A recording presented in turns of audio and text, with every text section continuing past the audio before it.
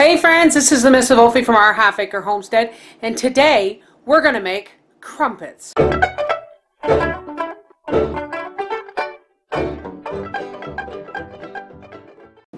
Okay, here's what you're going to need. You're going to need 2 cups of flour, 1 teaspoon of sugar, 2 teaspoons of yeast, 1 teaspoon of pink Himalayan salt or a teaspoon and a half of regular salt, 1 cup of warm water, 1 cup of warm milk. Remember, not hot, folks. You don't want to kill your yeast. And later, you're going to need either biscuit rings, metal, or I'm going to use large mason jar lids. But let's get started. Okay, first, we're going to take our warm milk and warm water and mix it together. Then we're going to add our sugar and our yeast. And we're just going to whisk those together and let that sit for about 10 minutes. In the meantime, I'm just going to dump my salt into my flour. All right, our yeast is getting nice and frothy. Our yeast, milk, and water mixture. And now we're just going to start mixing in the flour. And we're just going to whisk it till it's a smooth batter.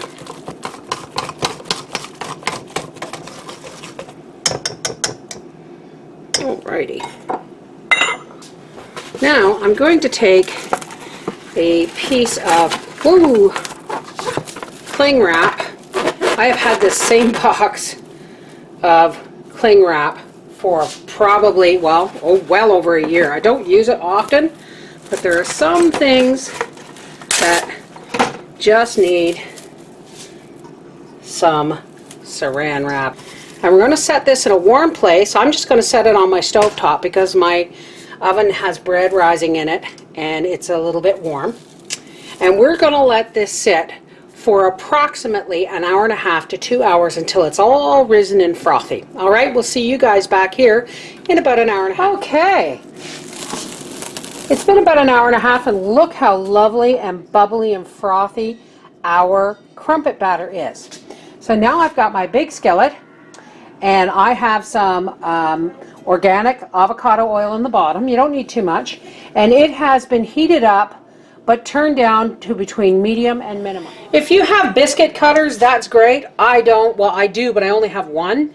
So I'm going to use these largemouth mason jar rings, and I have taken a pastry brush and some butter, and I've buttered the inside really well. And we're just going to drop these in here, just like this.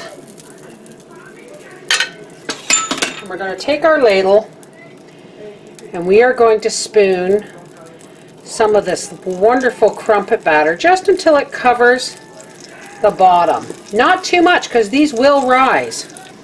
I think I'm going to use a spoon rather than a ladle. Now the reason you want this on medium to minimum, between medium and minimum, is because we're going to let these cook on the griddle for about 3 minutes until the top of your crumpet is dry. Now, I'm going to give you a little history. Crumpets, people sometimes confuse crumpets with English muffins. English muffins are something that you cut in half and open like you would bread. These, you just toast. And all these little holes will fill with the butter, and then you put jam or honey or whatever it is on top of it. If you don't have biscuit cutters, you can go ahead, if you want yours thicker, go ahead and cut the top and bottom off a couple of tuna cans and use those. But make sure you butter them and wash them really well. Okay, these are just about dry on top. So we're going to, this is why, isn't that lovely?